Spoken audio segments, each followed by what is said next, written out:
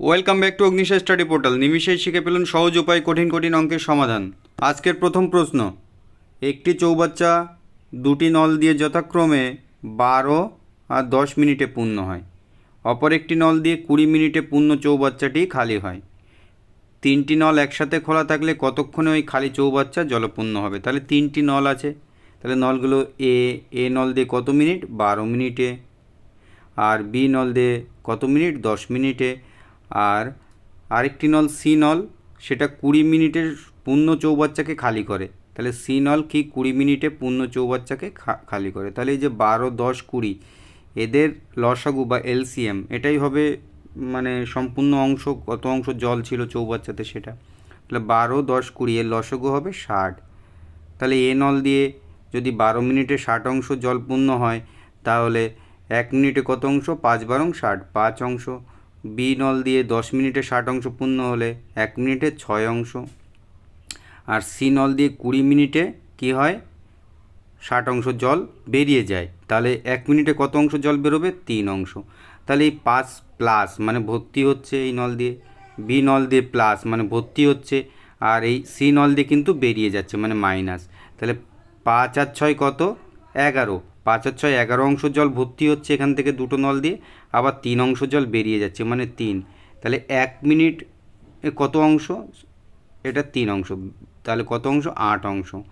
তাহলে এখান থেকে বুঝে নিতে হবে এ নল এবং বি নল দিয়ে 11 অংশ জল ভর্তি করে ঠিক সেই সময়, মানে এটা 1 মিনিটে তারা 11 অংশ জল ভর্তি করছে, সেই সময় সি নল খুলে দিলে সি নল দিয়ে কিন্তু 3 অংশ জল বেরিয়ে যাচ্ছে। তাহলে আলটিমেটলি কত? 8 অংশ জল পড়ে থাকছে। তাহলে মোট জল যদি 60 অংশ হয় আর 1 মিনিটে যদি 8 অংশ জল ভর্তি হয়, তাহলে 60 অংশ জল ভর্তি হতে কত সময় লাগবে? মানে এ বি সি তিনটে নলই খোলা অবস্থাতে আছে। তাহলে 8 অংশ হলে 27টা 56, আর 56 আর এখানে 4/8, তার মানে 1/2, তার মানে 7.5 মিনিট। তাহলে সঠিক উত্তর হবে 7.5 মিনিট। মানে হচ্ছে এখানে অপশানে 7.5 মিনিট দেওয়া আছে বলে এটাই হবে। না হলে কি হতো? অপশানে এমনও থাকতে পারে 7 মিনিট 30 সেকেন্ড, এটাও থাকতে পারতো একই। তার মানে তবে 7.5 মিনিট হবে সঠিক উত্তর। এরপর দ্বিতীয় অঙ্ক কি বলছে? তিনটি নল একটি খালি চৌবাচ্চাকে যথাক্রমে 10, 12, 15 মিনিটে পূর্ণ করে। তিনটি নল একসাথে খুলে দেওয়া হলে কতক্ষণে খালি চৌবাচ্চাটি জলপূর্ণ হবে? তাহলে খালি চৌবাচ্চা জলপূর্ণ কতক্ষণে হবে? তাহলে তিনটি নল দেখে নেব। এ নল কত মিনিটে? 10 মিনিটে। বি নল কত মিনিটে? 12 মিনিটে। সি নল কত মিনিটে? 15 মিনিটে। তাহলে 15 মিনিটে কী করছে? জলপূর্ণ করছে। তাহলে খালি চৌবাচ্চাকে জলপূর্ণ করতে এদের, তাহলে 10, 12, 15 এদের লসাগু কত হবে? 10, 12, 15 এদের লসাগু হবে 60। তাহলে সম্পূর্ণ অংশ যদি 60 অংশ হয়, তাহলে এ নল দিয়ে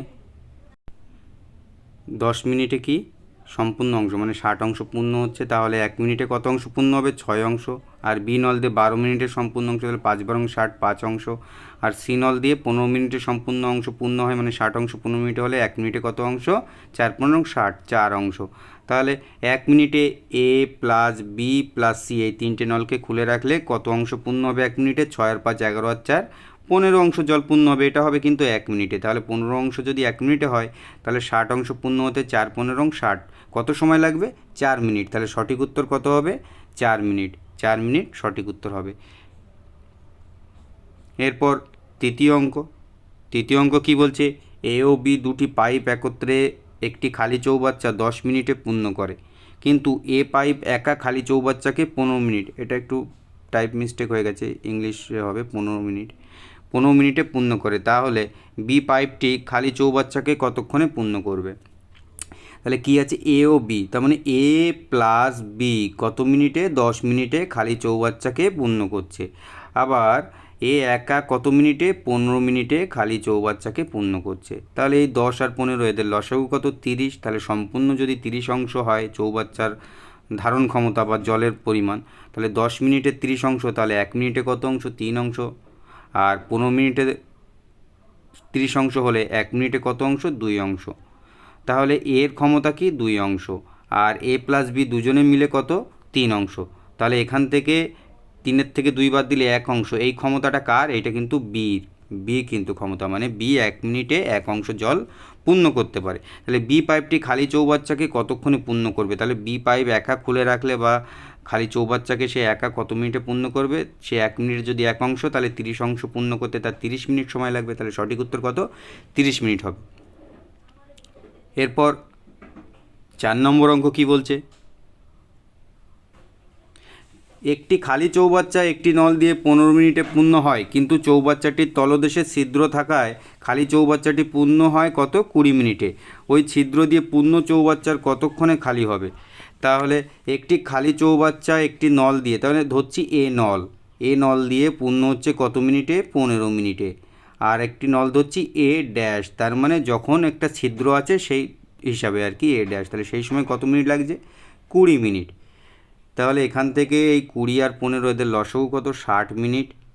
তাহলে এখান থেকে আমি পেয়ে যাব 15 মিনিটে যদি 60 অংশ জল এ নল একা পূর্ণ করে, যখন কিন্তু ওই তলদেশে ছিদ্র থাকবে না সেই সময়, তাহলে এটা 15 মিনিটে 60 অংশ, তাহলে 1 মিনিটে কত অংশ? 4 15 60, 4 অংশ। আর এই এ ড্যাশ মানে এই ক্ষেত্রে কিন্তু এ নলটাও খোলা আছে, তার সঙ্গে তলদেশে ছিদ্র আছে, সেই ক্ষেত্রে 20 মিনিটে যদি 60 অংশ জল ভর্তি হয়, তাহলে 1 মিনিটে কত অংশ ভর্তি হবে? 3 অংশ। তাহলে কত অংশ জল কম ভর্তি হচ্ছে? এটাকে বিয়োগ করলে কত? এটাকে বিয়োগ করলে 1 অংশ জল কিন্তু কম ভর্তি হবে। তার মানে আগে শুধু এ নলটা যখন খোলা ছিল, যখন তলদেশে ছিদ্র ছিল না, তখন 1 মিনিটে 4 অংশ জল ভর্তি হচ্ছিল, আর যখন তলদেশে ছিদ্র আছে এবং এ নলটি খোলা আছে তখন 3 অংশ জল ভর্তি হচ্ছে। তাহলে ভর্তি হচ্ছে না কত অংশ? 1 অংশ। তাহলে এই 1 অংশটা কেন ভর্তি হচ্ছে না? তলদেশে ছিদ্র আছে এবং ছিদ্র দিয়ে তাহলে 1 অংশ বেরিয়ে যাচ্ছে। তাহলে এই ঘটনাটা ঘটছে 1 মিনিটে, তাহলে 1 মিনিটে এই 1 অংশ জলই কিন্তু বেরিয়ে যাচ্ছে। মানে শুধুমাত্র এ নল দিয়ে 4 অংশ জল প্রবেশ করে, আবার যখন তলদেশে ছিদ্র থাকে সেখান থেকে 1 অংশ বেরিয়ে যায়, আর কত অংশ থাকে? 3 অংশ থেকে যায়। তাহলে এখান থেকে তলদেশের ছিদ্রের ক্ষমতাটা কি? 1 মিনিটে 1 অংশ জল বের করতে পারে সেই ছিদ্র দিয়ে। তাহলে এই সম্পূর্ণ যদি 60 অংশ জল হয়, তাহলে কি বলেছে? ওই ছিদ্র দিয়ে পূর্ণ চৌবাচ্চা, মানে 60 অংশ জল ভর্তি আছে সেটা পূর্ণ চৌবাচ্চা, কতক্ষণে খালি হবে? তাহলে 1 মিনিটে যদি 1 অংশ জল বেরিয়ে যায়, তাহলে 60 অংশ জল বেরোতে তার 60 মিনিট সময় লাগবে। সঠিক উত্তর কত হবে? 60 মিনিট। তো আজকের ক্লাসটি এখানেই শেষ হচ্ছে। আজকের ক্লাস সংক্রান্ত যদি কারো কোনো বিষয় জিজ্ঞাসা থাকে তাহলে অবশ্যই কমেন্ট সেকশনে জানাতে পারেন। আর ক্লাসটি যদি ভালো লাগে তাহলে লাইক, শেয়ার, কমেন্ট এবং চ্যানেলটিকে সাবস্ক্রাইব করতে ভুলবেন না। Thank you.